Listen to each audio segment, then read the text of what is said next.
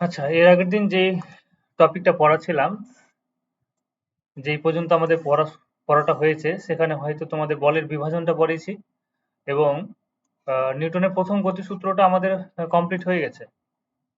নিউটনের প্রথম গতিসূত্র মনে হয়, হ্যাঁ, নিউটনের প্রথম গতিসূত্র সমস্ত ধরনের কনসেপ্ট আমাদের কমপ্লিট হয়ে গেছে। এবার আমরা যেটা করব সেটা হচ্ছে নিউটনের দ্বিতীয় গতিসূত্র এবং তারপরে তৃতীয় গতিসূত্র আছে। আরো কিছু কনসেপ্ট আছে। মানে ধরে নাও আজকে মোটামুটি থিওরিটা শেষ হয়ে যাবে।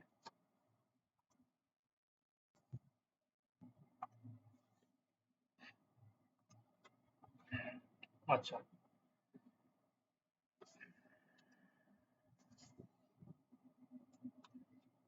আচ্ছা দেখো, এর আগের দিন নিউটনের প্রথম গতিসূত্র নিয়ে আমরা আলোচনা করেছি। আর তার সাথে সাথে তোমাদের বলের বিভাজন নিয়ে আলোচনা করেছি। নিউটনের প্রথম গতিসূত্রের সমস্ত কনসেপ্ট আশা করি কমপ্লিট হয়ে গেছে। এবার আমরা যেটা করব সেটা হচ্ছে নিউটনের দ্বিতীয় গতিসূত্র। আচ্ছা, নিউটনের দ্বিতীয় গতিসূত্রটা কি বলেছে যে নিউটনের দ্বিতীয় গতিসূত্র আমরা এইটুকু কনসেপ্ট তুমি যদি পড়ো, এইটুকু তোমরা যদি পড়ো তাহলে দেখতে পাবে যে আমরা কোনো একটা বস্তুর উপরে যদি বল প্রয়োগ করি, এবং বল প্রয়োগ করার ফলে যদি বলের মানটা এরকম হয় যে বস্তুটার কি হয়েছে, অভিমুখের পরিবর্তন হয়েছে বা বস্তুটার কি হয়েছে, সরণ হয়েছে, তাহলে সেক্ষেত্রে আমরা কি বলবো? দাদা স্ক্রিন দেখা যাচ্ছে না। আচ্ছা, দাঁড়াও শেয়ারই করে নিব। হ্যাঁ, এবার দেখা যাচ্ছে? হ্যাঁ, আচ্ছা, তাহলে আমরা যদি কোনো বস্তুর উপরে বল প্রয়োগ করি এবং গ্রুপে মেসেজ করছে, ও জয়েন হতে পারছে না।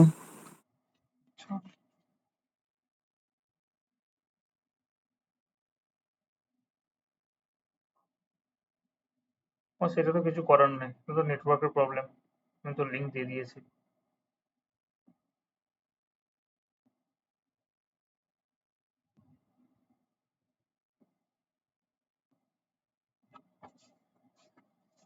তাহলে রেকর্ডিংটা অন করে দাও।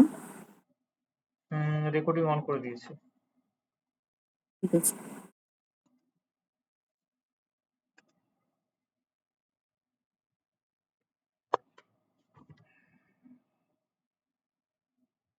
আচ্ছা, তাহলে কি বললাম যে কোনো একটা বস্তুর উপরে যদি আমরা বল প্রয়োগ করি এবং বল প্রয়োগ করার পরে যদি বস্তুর গতির অভিমুখের পরিবর্তন ঘটে বা বস্তুর মধ্যে যদি বেগের পরিবর্তন হয়, প্রারম্ভিক বেগ কোন একটা ছিল ধরে নাও, বা প্রারম্ভিক বেগ 0 ছিল।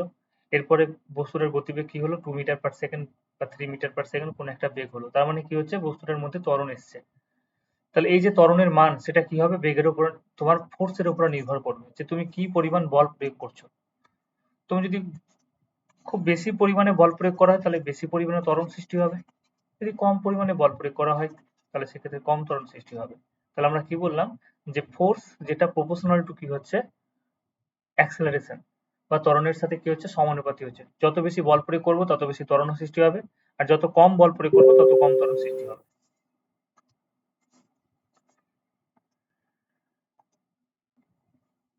যত কম বল প্রয়োগ করব তত কম ত্বরণ সৃষ্টি হবে।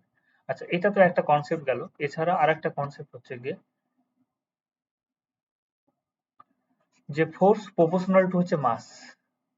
যে কোনো একটা বস্তুর উপরে যদি বস্তুর ভর যদি বেশি হয় তাহলে সেই বস্তুটার গতির অভিমুখে ত্বরণ সৃষ্টি করতে গেলে সেক্ষেত্রে আমাকে বেশি বল প্রয়োগ করতে হবে, এবং কোনো একটা বস্তুর যদি মাস কম হয় তাহলে সেক্ষেত্রে বস্তুর গতির অভিমুখে ত্বরণ সৃষ্টি করতে গেলে সেক্ষেত্রে আমাকে কম বল প্রয়োগ করতে হবে।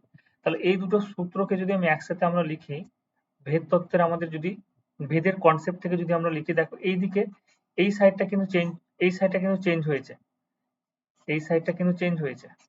এফ সমানুপাতি এ যখন এম ধ্রুবক, এম কনস্ট্যান্ট, এম হচ্ছে কনস্ট্যান্ট, তখন এটা।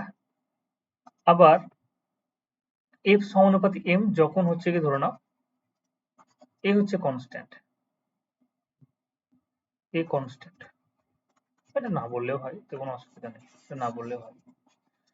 আচ্ছা, তাহলে সেক্ষেত্রে কি হবে, আমরা ভেদ তত্ত্বের সূত্র থেকে আমরা কি বলতে পারবো, এই পাশে দেখো এই পাশে যেটা চলো আছে সেটা কিন্তু চেঞ্জ হয়নি। তাহলে আমরা একবারে বলতে পারবো এফ সমানুপাতি এম এ। এবার এটাকে যদি আমরা সমানুপাতিক ধ্রুবকটাকে যদি তুলতে চাই তাহলে সেক্ষেত্রে কে বলে আমরা একটা ধ্রুবক নিব, এম এ হবে, সবকিছুর মান, বলের মান যদি 1 করে দিই, ভরের মান যদি 1 করে দিই, ত্বরণের মান যদি 1 করে দিই, তাহলে কে এর মান কত চলে আসবে? 1 আসবে। এবং এখান থেকে ফাইনালি আমরা একটা সূত্র পাবো, সেটা হচ্ছে ma। তাহলে তাহলে আমরা কি পেলাম? দ্বিতীয় গতিসূত্র থেকে আমরা বলের পরিমাপ করতে পারছি। কি পরিমাণ? কোন একটা বস্তুর ভর যদি থাকে, একটা বল প্রয়োগ করলাম এবং বল প্রয়োগ করার পরে যদি বস্তুটার ত্বরণ উৎপন্ন হয় এবং বস্তুটার যদি ভর আমরা জানি, তাহলে সেক্ষেত্রে কি হয়ে যাবে? বস্তুটার উপর কি পরিমাণ বল প্রযুক্ত হয়েছে সেই বলের মান আমরা বের করতে পারবো।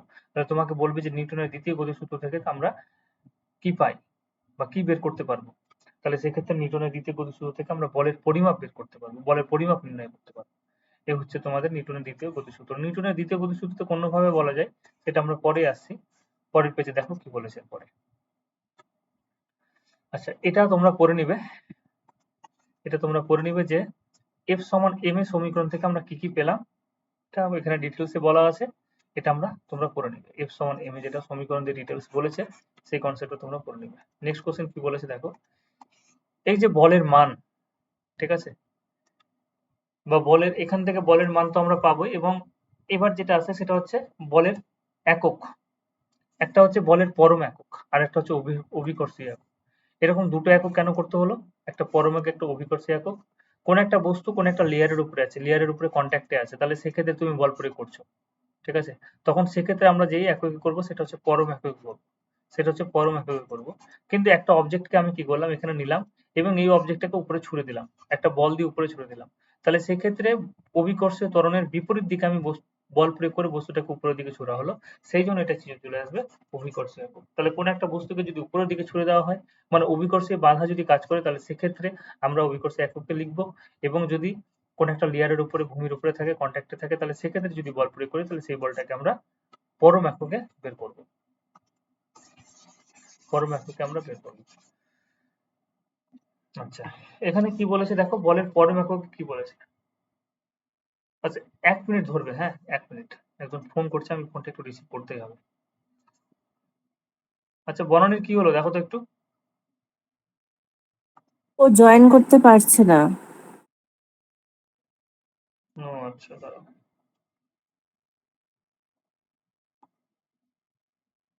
রেকর্ডিংটা অফ করি।